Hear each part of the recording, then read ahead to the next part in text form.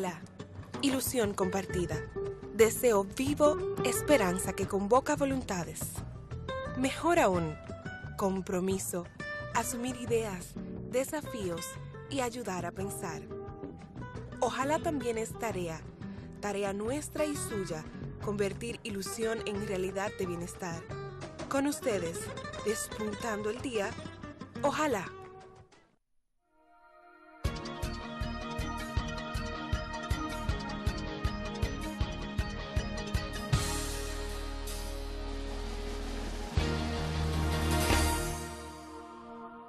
Hola, buenos días, bienvenidos todos y todas aquí a Ojalá. De acuerdo con la Oficina Nacional de Estadísticas, uno de los censos que se realizaron hace ya unos cuantos años, la población dominicana tenía 1.006.000 de envejecientes, es decir, personas que ya han pasado los 60 años de edad, 65, y de ese millón y algo, más del 60 o el 60% estaba en condición de pobreza. Una pobreza particularmente lamentable porque son personas que no podían solventar sus gastos de salud, sobre todo. El gobierno ha tomado una decisión para esa población pobre del país y además envejeciente y además pobre. 603.000 de esas personas ingresan al Seguro Nacional de Salud. Encargado de esto, el Consejo Nacional para la Persona Envejeciente, el CONAPE. Ese CONAPE es el que precisamente ha estado trabajando más bien, con esta población envejeciente de la República Dominicana. Y es el que ha suministrado la estadística, los nombres y el que además da seguimiento a esta población.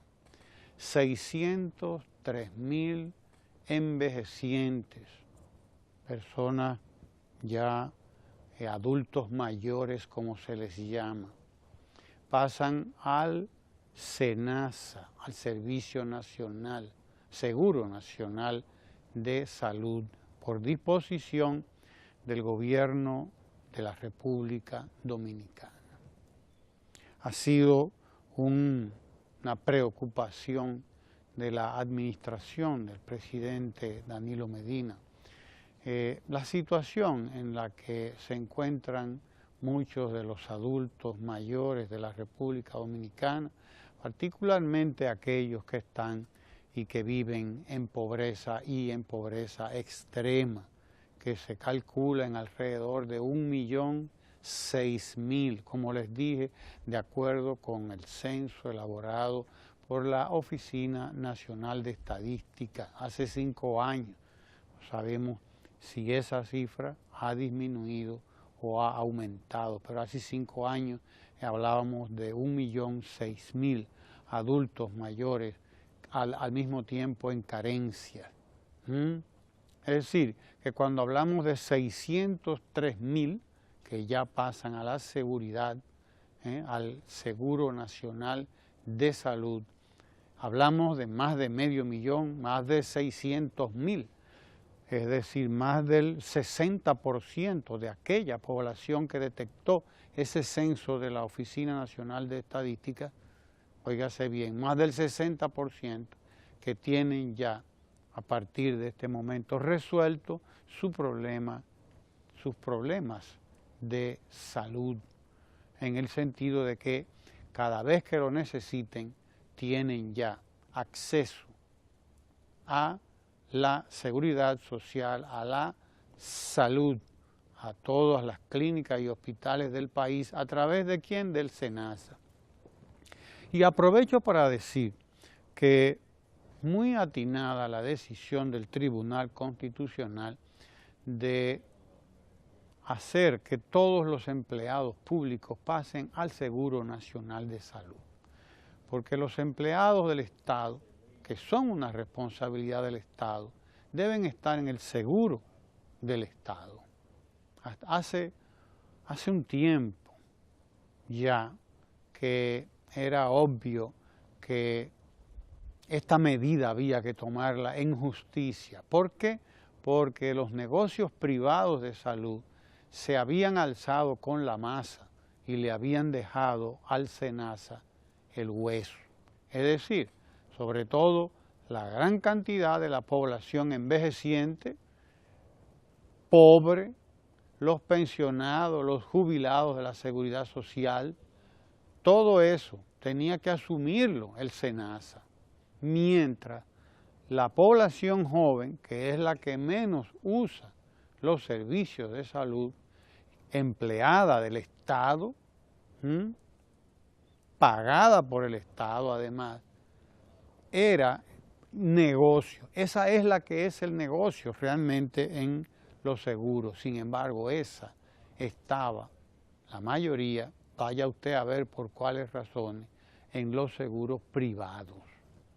SENASA, indudablemente, el Seguro Nacional de Salud, es probablemente el mejor seguro de salud del país, en términos de cobertura, en términos de agilidad, en muchísimos términos,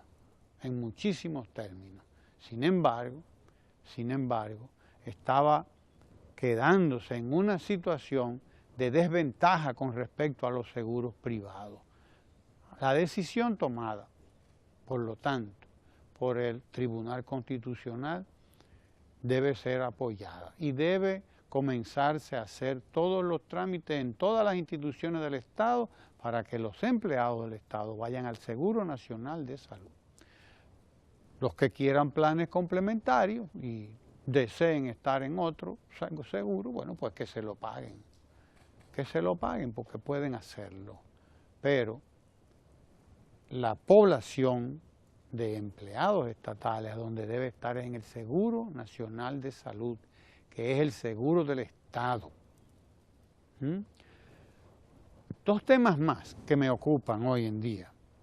El segundo de estos temas, el Ministerio de Salud Pública anuncia que en el operativo que se desarrolló, la jornada que se ha desarrollado, sobre todo el fin de semana antes pasado, aunque algunas instituciones lo continuaron el fin de semana pasado, en ese operativo se eliminaron más de 1 millón de criaderos de mosquitos, mucho más de 1 millón, y se visitó una cantidad similar de hogares, sobre todo de hogares en riesgo de poder ser afectados por los problemas del dengue. Más de 1 millón. Y se reporta una disminución, por cierto, en la incidencia de casos de dengue en los centros hospitalarios del país. Eso hay que esperarlo, no solamente a raíz de esta campaña que se ha realizado, pero que debía ser permanente. Óigase bien, no debía ser una jornada de un fin de semana o de 2 o de 3 o de 4. Debe ser un trabajo permanente, no solamente del Ministerio de Salud Pública, debe serlo también de los ayuntamientos, de las alcaldías, de los cabildos, como les llaman también. Debe ser un trabajo cotidiano, permanente, de educación de la población, de las comunidades, integración de los barrios, integración de los clubes, de las clubes de amas, las asociaciones de amas de casa, los clubes de barrio, buscar la manera de crear las articulaciones necesarias para que todas las personas, todos los moradores de estas áreas, en particular situación de vulnerabilidad respecto al dengue, a la leptospirosis, a todas estas enfermedades, el cólera, que ahora se está hablando de cólera a propósito de la aparición de brotes de cólera en Haití, cercano a nosotros, pero muy cerca a nosotros, como usted lo sabe, y con un tránsito y un tráfago comercial y humano permanente por esta frontera. Estamos hablando de que debe haber permanentemente un trabajo en los barrios, en todos los sectores, tanto de la capital como del interior del país, y las alcaldías, los ayuntamientos tienen que estar a la cabeza de ese trabajo. Las escuelas pueden hacer mucho, articuladas con los ayuntamientos articulados con las organizaciones de la comunidad. Es mucho lo que se puede hacer frente a el dengue y frente a cualquier otra enfermedad, como es el caso del cólera, que dicho sea de paso, el dengue, como el sarampión o malaria y otras tantas enfermedades, son transmitidas por mosquitos, diversos tipos de mosquitos. El mosquito del dengue es el Aedes aegypti, que también transmite otro tipo de virus, de enfermedades. Pero el del cólera no, el cólera lo provoca una bacteria, y es una bacteria que está en las heces fecales. Óigalo bien, óigalo bien, que para usted contaminarse con cólera tiene que pasar por sus manos y entrar a su boca partículas de heces fecales, o sea, de excremento, para decirlo así, claro y pelado, como dice la gente. Excremento, tiene que haber entrado en contacto con excremento. El que sea que cogió cólera, que diga que de alguna manera le llegó eso, en las verduras, en las manos sucias, que no se lavó antes de comer, y ahí tiene usted en pantalla cómo se evita el cólera, cómo se contagia arriba y cómo se evita. Arriba se contagia bebiendo agua contaminada, comiendo con las manos sucias, usando utensilios sucios, ahí está, comiendo alimentos crudos mal lavados, y ahí abajo está cómo se evita, hirviendo el agua antes de beberla. Si usted no está consumiendo agua filtrada, destilada, lavándose las manos antes de comer, algo elemental. En las escuelas, pues debemos también todos los niños, antes de ir al desayuno escolar, antes de ir a la merienda, a la comida, al almuerzo, tienen que lavarse las manos todos, manteniendo la basura en depósitos tapados, dice ahí, y lavando los alimentos que se van a ingerir crudos, es decir, las ensaladas, las verduras, de manera que podemos cuidarnos del cólera, podemos y debemos hacerlo. Otra noticia importante es la que daba el ministro de la Presidencia ayer, Gustavo Montalvo. Gustavo Montalvo anunciaba que el pacto eléctrico entra ahora a una segunda etapa. Se acaba de concluir la primera etapa, que ha sido la de lograr consenso en torno a propuestas, a las diferentes propuestas de los diferentes sectores, el sector privado, el sector oficial, generadoras, ¿no?, el Estado y la CDE, los diferentes sectores involucrados en esto, de profesionales, las universidades, las organizaciones de la sociedad civil que están manejando estos temas, pues todos estos sectores se involucraron en el pacto eléctrico, en esta primera fase. Y se llegó a un consenso en 80 y tantas propuestas, se llegaron a consenso total. A consenso parcial se llegó en 28 de las propuestas, y a un consenso mucho mayor, total, en 82 de las propuestas, es decir, 110 propuestas que fueron revisadas, que fueron tomadas en cuenta de los diferentes sectores, y se entra ahora en una segunda fase del pacto eléctrico. Un tema fundamental que el presidente de la República ha querido dejar resuelto. Es decir, no va a pasar por ahí 4 años y a dejar al país embarcado en el mismo problema de la electricidad. El gobierno se ha enfocado concretamente en la educación. Está resolviendo el problema de la educación dominicana en lo que tiene que ver con la población estudiantil, que debe ir a un modelo de tanda extendida, por las 1000 razones de que hemos hablado. Y el segundo tema cardinal de la República Dominicana, que tiene que ver con el presente y con el futuro de la República Dominicana, el tema de la electricidad. Ya está bueno de estar trabajando con un modelo de electricidad malo, caro, deficiente, que provoca grandes pérdidas en todos los sentidos, y muy caro además. Caro, óigase bien. Entonces, se está en este proceso. Y fíjese usted que la solución no es vertical. El presidente decidió dar un paso adelante, tomar la iniciativa, y desde que se juramentó en agosto del 2012, lo primero que hizo fue mandar a elaborar los estudios, todo lo que tenía que ver con la construcción de 2 nuevas plantas generadoras. Esas 2 nuevas plantas generadoras ya están en proceso bastante avanzado, probablemente ya entrarán en operación de prueba, en prueba el año que viene, a mediados del año que viene o a finales del año que viene. Ya esas plantas van a entrar en proceso de prueba, y ya después del 2016 probablemente estarán, o sin él probablemente, estarán en pleno funcionamiento.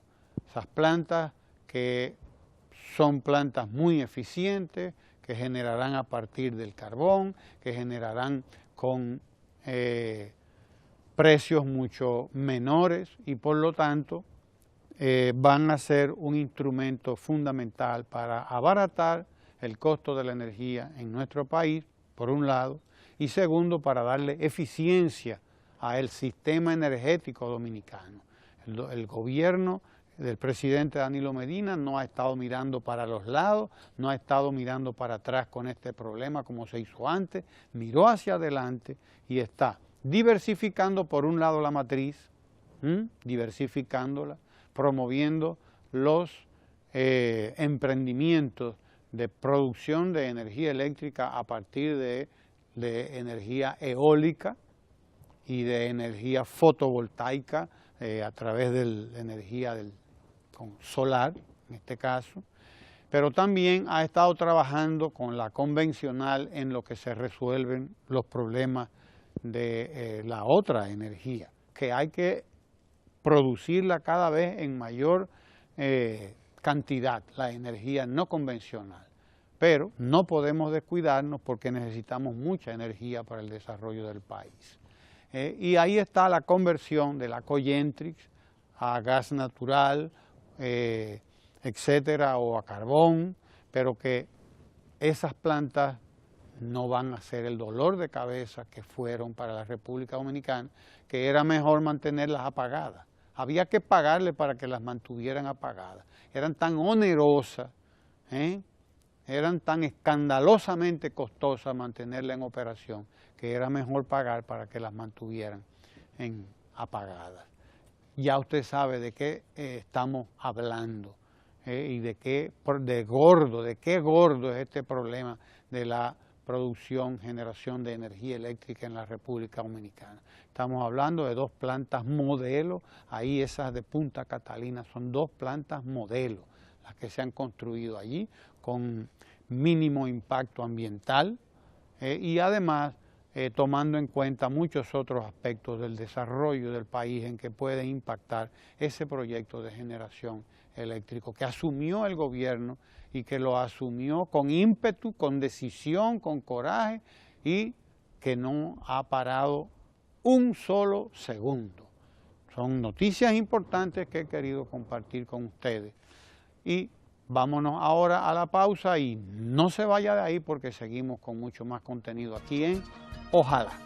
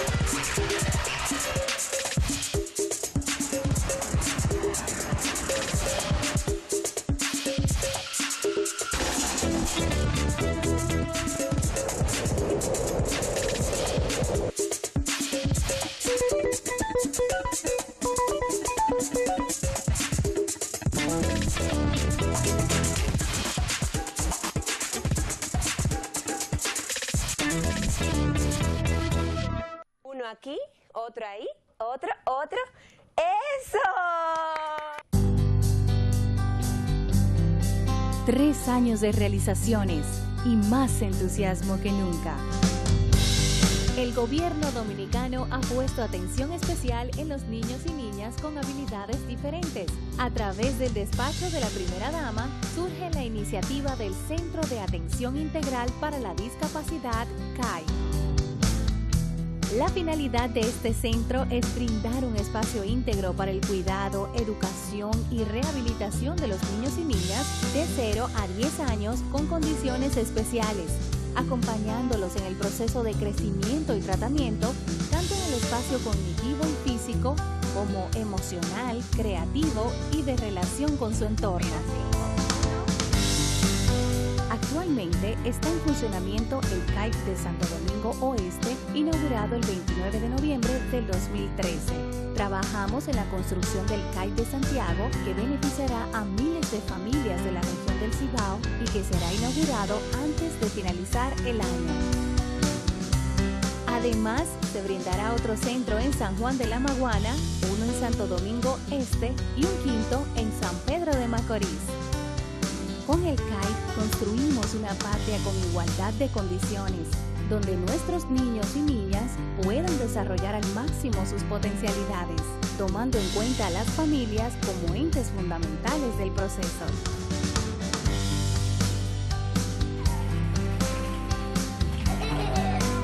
La República Dominicana crece. Trabajamos para convertirnos en un país donde la palabra patria se escriba con armonía, con amor y con cariño en el rostro de cada ser humano.